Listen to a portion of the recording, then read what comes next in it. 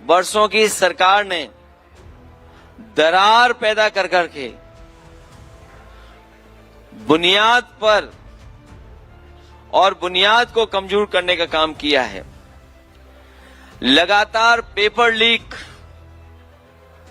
परीक्षाएं रद्द, उसकी सूची मैंने कल आपको दी थी।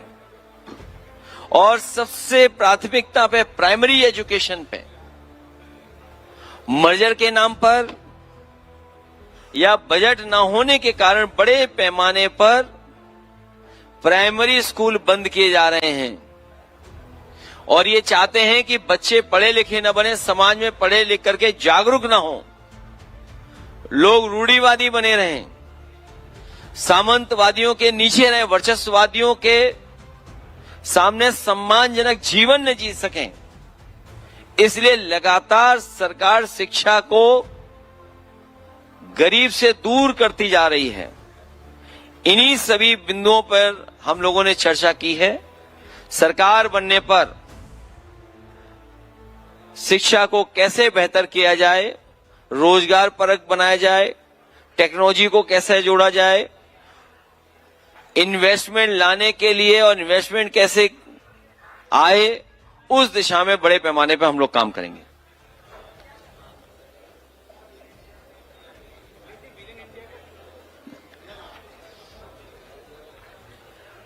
विजन इंडिया का इस कार्यक्रम में जो चर्चा हुई है, शिक्षा अच्छी होगी, परीक्षा सच्ची होगी तो तरक्की पक्की होगी। इधर परीक्षा पे भी संकट है और शिक्षा पे तो पहले दिन से ही संकट लाने का काम किया है। ये जानबूझ करके हमारी संस्थाओं को कमजोर कर रहे हैं और मनमाने लोगों को बैठा रहे हैं।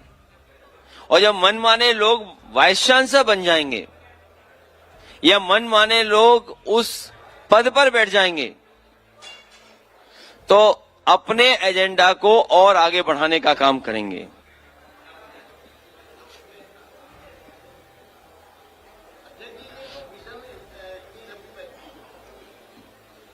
आप बोलिए, आप बोलिए। इसको जैसे 200-300 छात्रों से आपकी बात हुई, बाकी 1000 हो जाते, लेकिन जन जन तक पहुंचाने के लिए क्या कोई इस तरह का पेपर लीक और इसका आंदोलन की बात है या समाजवादी छात्र सभा कहीं जाएगी तो आंदोलन की बात कर? अभी इसीलिए आपको कल भी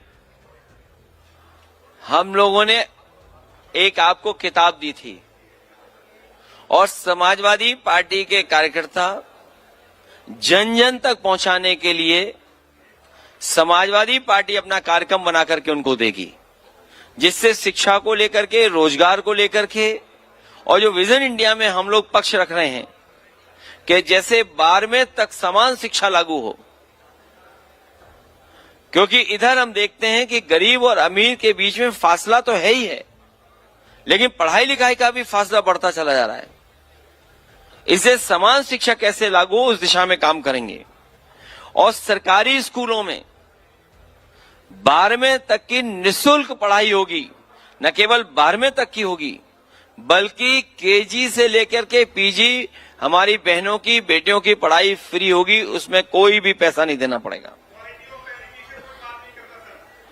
उस पे ही हम लोगों ने बात की है। वहीं निजी क्षेत्र की शिक्षा में भी आरक्षण लागू करना चाहिए।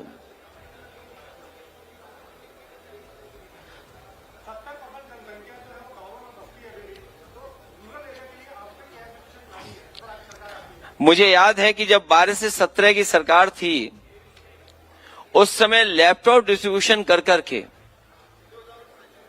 एक संदेश दिया था कि डिजिटल डिवाइड हम गरीब वाले के बीच में नहीं होने देंगे। और क्वालिटी भी ऐसी दी कि आज भी लैपटॉप वो चलने होंगे। प्राइमरी स्कूल्स अच्छे बने, प्राइमरी स्कूल का इंफ्रास्ट्रक्चर बहुत अच्छा हो, हायर सेकेंडरी स्कूल अच्छे हों, उसके लिए अभिनव स्कूल बनाना शुरू कर दिए थे। और सरकार को यह तय करना था कि मानक तय करके जगह जगह जो हमारे स्कूल खराब हो गए उनका इंफ्रास्ट्रक्चर बेहतर करें।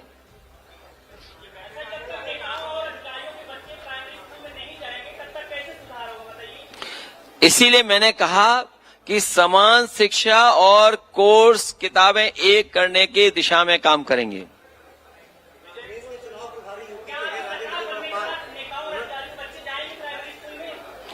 प्राइमरी स्कूल अगर आप देखोगे जो समाजवादी सरकार में बने थे वो प्राइवेट से भी अच्छे बनाना शुरू कर दिए थे।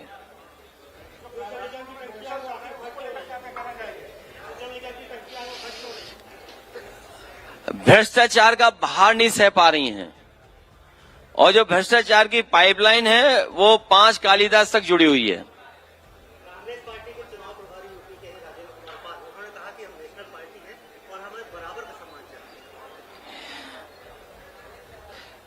सबसे पहले सम्मान ही होना चाहिए।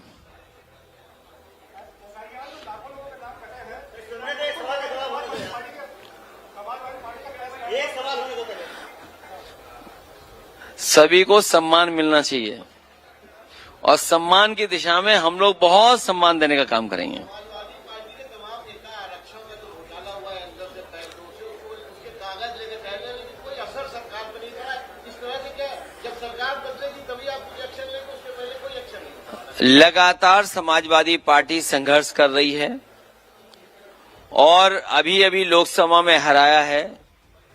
ये तमाम सवाल लेकर के हम लोग जनता के बीच में जाएंगे और पॉलिटिकल पार्टियां धरना प्रदर्शन न कर सके इसलिए एसआईआर लाते हैं, क्योंकि अंतोगत्वा आपको वोट से ही तो हराएंगे आप, और एसआईआर में लगातार आपको परेशान करते हैं।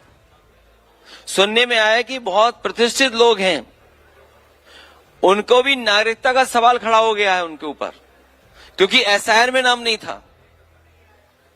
तो सोचिए हमें और आपको कितना एसआईआर में उलझाया हुआ है। ना आधार कार्ड, ना वोटर आईडी, ना पासपोर्ट को नागरिकता नहीं माना गया। इसमें ये बड़ा सवाल है कि जानबूझ करके भारतीय जनता पार्टी हमें आपको कागजों में उलझा के रखना चाहते हैं, लाइन में खड़ा रखना चाहते हैं, जिससे अपनी समस्या ही भूल जाएं आप।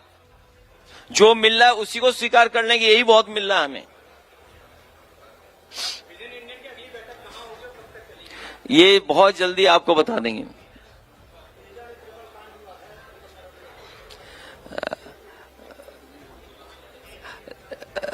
कानून व्यवस्था इस सरकार में पूरी तरीके से ध्वस्त है, कहीं न्याय नहीं मिल रहा है।